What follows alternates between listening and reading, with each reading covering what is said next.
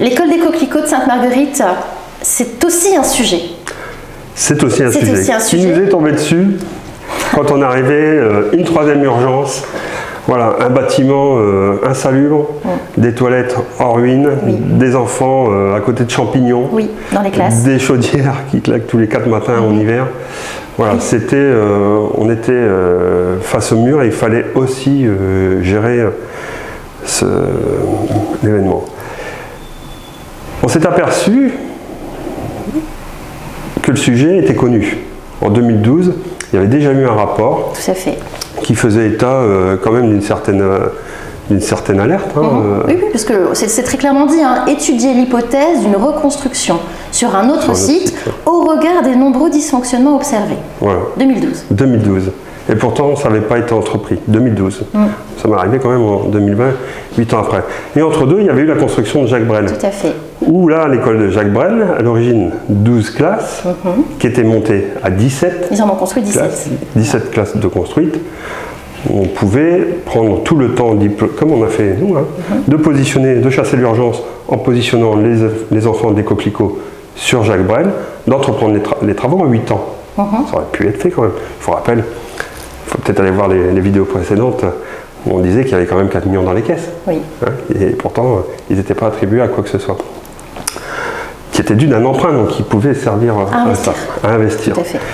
Donc les enfants auraient pu être positionnés là et attaquer les travaux comme nous on l'a fait.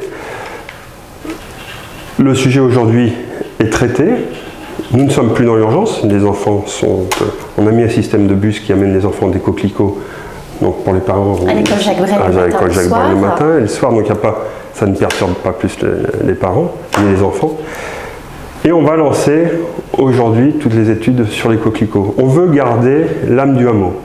Garder toute la partie historique du bâtiment et à la fois amener une nouvelle construction dans l'air du temps, dans le développement durable, où on va pouvoir y mettre les enfants en toute sécurité, dans une école, mais pas que. C'est-à-dire ? On prévoit quand même qu'il pourrait y avoir une baisse parce de la fréquentation. On l'a déjà constaté. On était sur plus de 70. 73 en 2003-2004 à la rentrée et malheureusement 56 en 2023. En 2023. Nous, quand on est arrivé, on était une petite soixantaine, sachant qu'il y a déjà plus d'un tiers de ces enfants qui étaient du centre de la ville, pas du hameau. Donc s'il y avait un départ, ça laissait quand même... Il faut prévoir. Il faut prévoir. Donc cette école aura des pièces modulables qu'on pourra utiliser en salle pour des baptêmes ou autres. D'accord, oui, c'est une attente des Cominois d'ailleurs. C'est une attente des Cominois, d'autant plus qu'il y aura un chouette petit parc à côté. Tout à fait.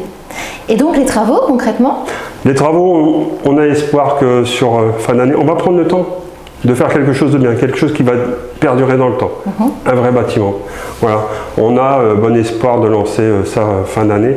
On avait dû décaler le projet pour des raisons budgétaires, puisque on a vu l'inflation qui nous avait pris, l'augmentation des fluides, des briques et tout ça, où les budgets des investissements nous avaient pris une bonne partie.